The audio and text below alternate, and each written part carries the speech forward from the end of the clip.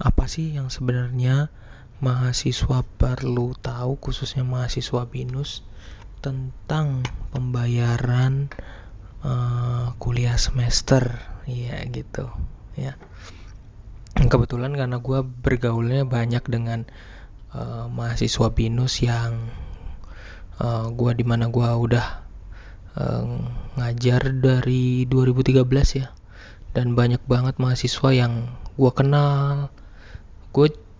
Gue bukan tipe dosen yang cuman nyekokin gitu, tapi gue lebih banyak untuk berbagi, sharing, ngobrol pribadi, dan itu keuntungan yang gue bisa dapet, dimana akhirnya gue mengenal tentang keuangan mereka, gimana untuk berbagi ide dengan mereka. Gue pernah menemukan, jadi kenapa gue bahas ini, karena kayaknya penting lo harus tahu, karena gue bertemu dengan sudah banyak dari 2013, bertemu dengan banyak mahasiswa, bertemu dengan pribadi-pribadi tertentu yang ngobrol secara langsung, menyatakan tentang kisah-kisah mereka ya. Jadi ada mahasiswa rupanya yang pernah gue temuin, dimana dia waktu gue lagi ngajar, terus habis itu gue nggak lihat dia lagi gitu, dan ternyata suatu kesempatan kita ketemu ya di kampus. Terus kemudian tiba-tiba dia udah dalam kondisi makasih pak gitu. Terus tiba-tiba dia udah kerja, cari duit, karena ayahnya udah nggak punya duit lagi buat bayar kuliahnya gitu. Jadi dia harus putus kuliah. Sebenarnya sayang banget, tapi it's okay lah. Itu menjadi bagian dari pengalaman hidup ya. Ada juga mahasiswa yang seperti itu. Yang paling terbaru juga ada yang mahasiswa bapaknya selalu dapat orderan job dari pemerintah, ketika gara-gara pandemi gini tendernya hilang, udah nggak ada. Lalu karena udah terbiasa dengan pemerintah, akhirnya nggak punya tender, akhirnya sekarang dia sharing, mencoba untuk selesaikan kuliahnya, tapi bapaknya mengajak dia juga untuk udah jual rumah, jual mobil gitu. Jadi kita juga belum tahu krisisnya sampai di mana. Jadi ada yang mahasiswa berhadapan dengan tantangan seperti itu. Ada juga mahasiswa yang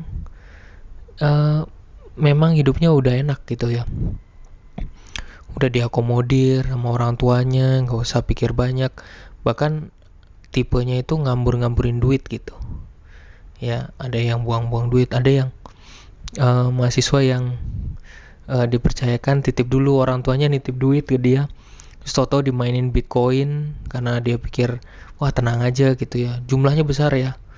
Ternyata pas main Bitcoin kalah, coba lagi kesempatan dua, nggak tahu duit dari mana, gede juga, mungkin penasaran kali ya main Bitcoin, karena juga basicnya juga nggak dapet, akhirnya ya kalah juga gitu ya, habis juga. Tapi dia cerita gitu ya, karena mungkin soal perekonomian nggak ada masalah ya, tapi ya ini soal maintain duit juga ya. Walaupun orang kaya juga maintain duit juga harus diperhatikan, nggak hanya ya buat hilang begitu aja. Masalahnya kalau misalnya buat jadiin barang beli apa sih nggak masalah, ini invest tapi nggak tahu caranya, jadi duitnya hilang. Nah itu salah satunya. Udah nggak berasa nih, udah 4 menit.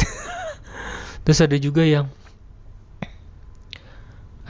mahasiswa yang cerita, ya gue lagi senang banget nih dengar kabar gitu, mau ngucapin terima kasih sama gue karena udah ngajarin. Dia punya ya karena ilmunya yang mungkin gue bagi kali ya. Terus dari uangnya sendiri yang udah dari 10 juta dia punya, sekarang udah jadi 16 juta, jadi dia nggak bergantung lagi sama orang tuanya gitu. Jadi benar-benar invest gitu ya, invest. Nah masalahnya dari perjalanan gue waktu dari 2013 sampai sekarang, banyak banget ya kadang-kadang mereka tuh dijebak, ada juga yang ditawarin investasi macem-macem yang lebih terarah kayaknya ke bodong gitu. Jadi ini tantangan banget gitu ya, tantangan banget untuk ini gue untuk belajar terus mengedukasi mahasiswa, khususnya mahasiswa BINUS ya, tapi juga untuk bukan hanya BINUS doang. Sebenarnya gue pengen lebih luas lagi mengajarkan banyak hal buat sungguh-sungguh buat mahasiswa, bukan hanya terima doktrin pelajaran aja, tapi tentang berinvestasi juga ya gitu. Jadi selalu gue anjurin dari pengalaman perjalanan gue, berinvest itu ternyata penting banget, itu penting banget. Jadi nggak boleh nggak boleh disia-siakan kesempatan untuk berinvest gitu. Tapi kadang-kadang orang mahasiswa juga ketika kita dilarang, ketika kita gue bingungnya kalau misalnya gue kenalin sesuatu yang bagus, jadi takut. Tapi ketika berinvest yang bikin penasaran gitu, padahal membahayakan, justru malah itu yang disuka gitu. Jadi kadang-kadang gue mau meluruskan hal ini gitu. Oh iya, ada juga yang mahasiswa yang ketika jadi memang ada, nanti hasil gua share nanti di kesempatan berikut, gua share hasil penelitian gua. Jadi ada mahasiswa yang orang tuanya tuh rajin nabung. Jadi menunjukkan kepada anaknya nih nabung gitu. Jadi gua titipin duit, gua kasih duit, ini untuk invest gitu. Jadi anaknya diajarin kayak gitu. Ada beberapa yang gua kenal ya, orang tuanya mempercayakan itu. Gua rasa rekan-rekan yang kayak gini itu hanya perlu didampingin aja, mendapatkan arah yang benar dan berinvestasi secara benar. Jadi begitu deh kisah seputar para mahasiswa BINUS yang terkait dengan keuangan khususnya pembayaran semester. Tips dari gue sebenarnya satu sebelum ini diakhiri. Gue pernah bilang ke sahabat gue, mahasiswa gue namanya Naxwell. Gue selalu tanya, lo kalau dari orang tua terimanya berapa? Segini pak, oke gitu. Tanggal berapa lo dikasih? Ini berandai-andai ya, jadi gue pernah ngomong sama dia, tanggal 1 pak. Nah gitu kan, lo dititipin kan, lo benar-benar bayarin buat BINUS kan gitu kan, nggak lo jajanin apa-apa. Enggak pak, kok tanggal 1 misalnya ceritanya ya, tanggal 1 dikasih, ntar tanggal 20 dia harus bayar gitu, dia harus laksanain perintah dari bapaknya tanggal 20. Nah selama dari tanggal 1 sampai 20 duit itu kalau di tabungan sayang banget naruhnya di sana.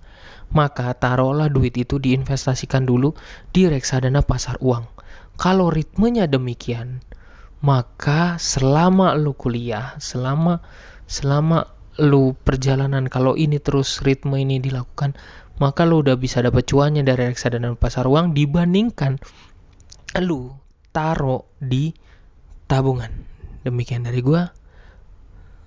Salam lembut hanya di jurnalmu. Bye bye. Saksikan untuk yang keduanya ya, hasil penelitian gue. Thank you, stay tune ya, tetap di podcast gue.